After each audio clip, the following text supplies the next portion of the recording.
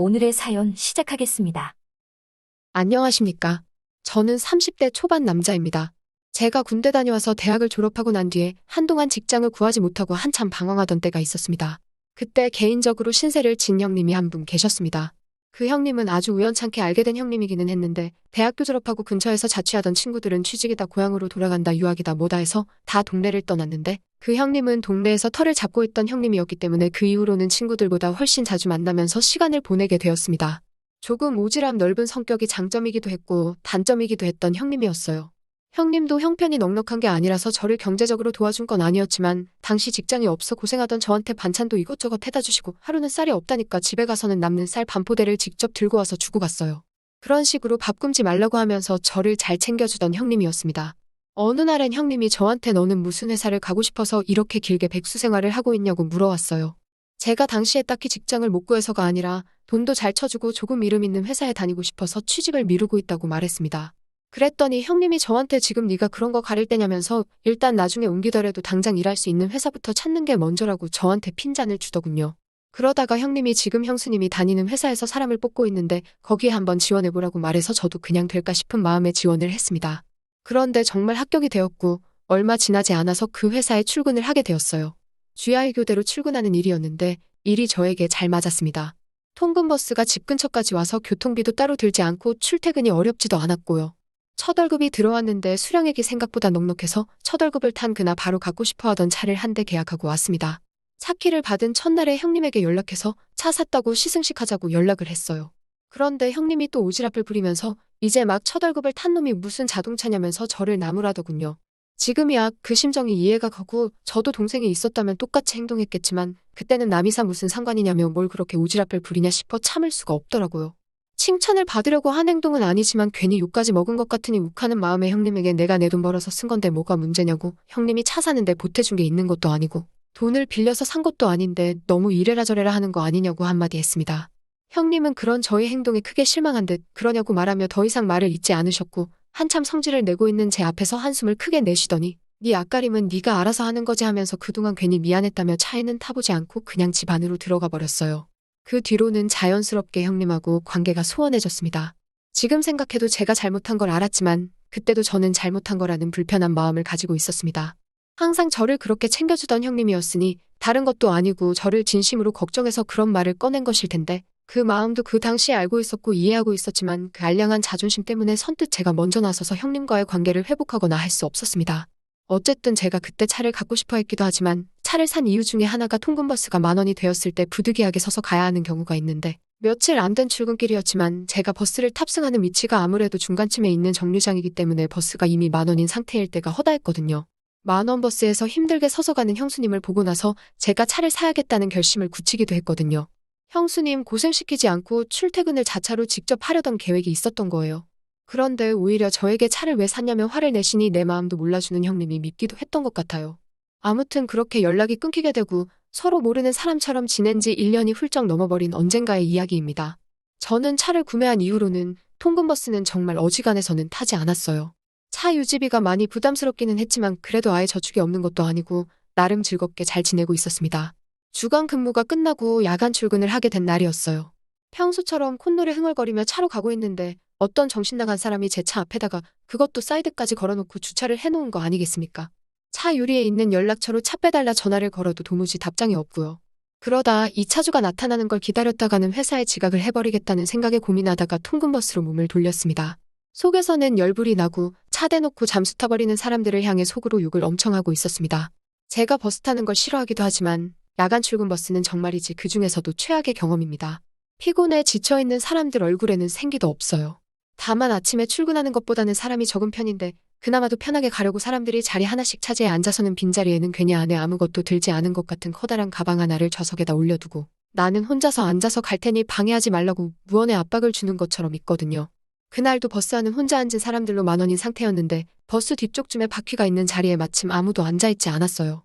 그래도 혼자 탈 수 있어서 다행이라고 생각했습니다. 이윽고 버스는 출발했고 다음 정류장에서 다른 출근자를 태우려고 차가 멈춰서더라고요. 다행히 버스는 이미 좌석은 다 차 있는 상황이었고 다음 정류장 출근자들은 앞에서부터 혼자 앉아서 편하게 가려던 녀석들 옆자리부터 먼저 채워져 나가겠다는 생각에 쌤통이라는 생각이 들었습니다. 저는 똑같이 방해받지 않으려고 가방을 창가 쪽 자리에 던져두고 복도 쪽 자리에서 고개를 숙이고 자는 척을 하고 있었고요. 고개를 숙이고 있어서 상황을 보지는 못했지만 차를 타는 사람들이 그렇게 많지 않았던 것 같은데 누군가가 제가 있는 거의 맨 뒷자리까지 와서는 제 어깨를 톡톡 건드리더군요. 깊은 잠에 들은 척을 하고 요지부동 자리를 양보해주지 않으려고 했어요. 왜냐하면 바퀴가 있는 쪽 창가 자리는 그 높이 때문에 오히려 다리가 더 불편한 자리였거든요. 그런데도 그 사람은 포기하지 않고 제 어깨를 계속 건드리더라고요. 숙이고 있는 고개로 눈을 흘긋떠서 누가 자꾸 내 옆에 앉으려 하는 건가 보니 치마를 입고 있는 여자의 다리가 보였습니다. 발등이 새하얀 게 왠지 모르게 얼굴도 이쁠 것 같아서 차라리 땀내나는 남직원들보다 여자가 옆에 가는 게 더 낫겠지라는 생각에 잠에서 급하게 깬 척을 하고 자리를 양보해줬습니다. 그런데 옆에 탄 그 여직원은 다른 사람이 아니라 바로 형수님이었어요. 난감한 표정을 하고 있길래 보니 별로 많은 사람이 타지 않았을 거라고 생각했는데 버스 안은 이미 만원인 상태가 되어버렸더군요.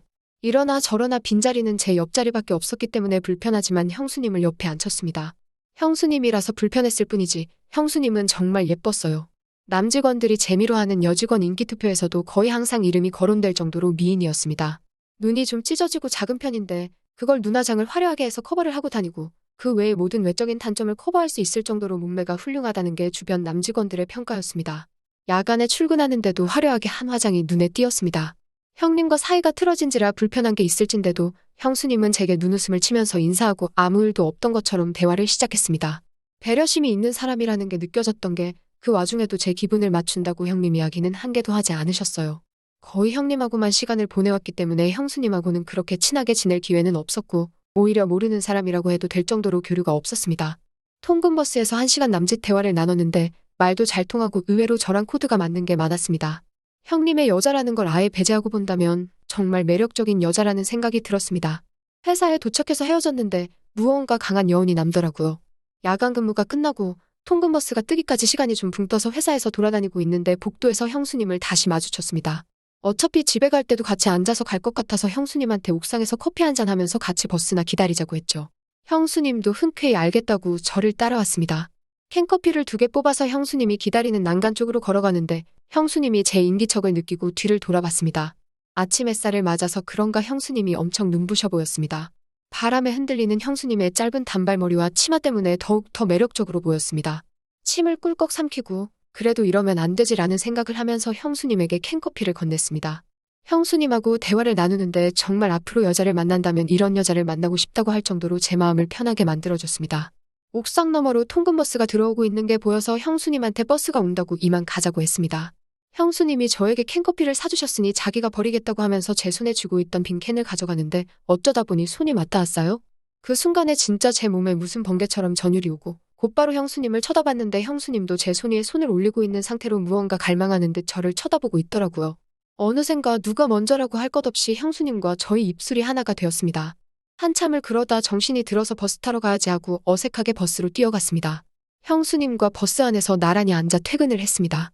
아까의 여운이 남았는지 형수님이 옆에 앉은 제 손을 잡아오더라고요. 주변에 누가 볼까봐 제 가방을 무릎 위에 올려두고 남들이 보지 못하도록 만들어놨습니다. 그날로부터 형수님하고는 형님에게 말하지 못할 관계가 되었습니다. 형님은 아침에만 출근하니 야간 출근을 하는 날이면 저는 형님의 집으로 가서 형수님과 시간을 보냈어요. 3일의 이틀꼴은 항상 형수님과 함께 보내는 시간이었습니다. 제 마음속에 죄책감이 있기는 했지만 형수님이 저를 대하는 자세나 저를 위해 해주는 여러 가지들만 봐도 그런 마음이 사라질 정도로 황홀한 순간들이었습니다.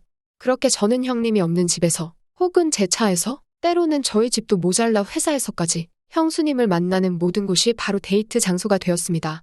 또 한편 다른 마음으로는 저가 하는 일에 일일이 잔소리를 해가며 저를 그렇게 우습게 보던 형님의 여자를 제가 뺐었다는 그런 우월감까지 느끼고 있었습니다. 그런 제 마음을 고쳐먹는데 그렇게 긴 시간이 걸리지 않았습니다. 그날도 여느 때와 다름없이 야간 근무를 출근하기 전 아침부터 형수님 집에서 둘이 꽁냥꽁냥 시간을 보내고 있었어요.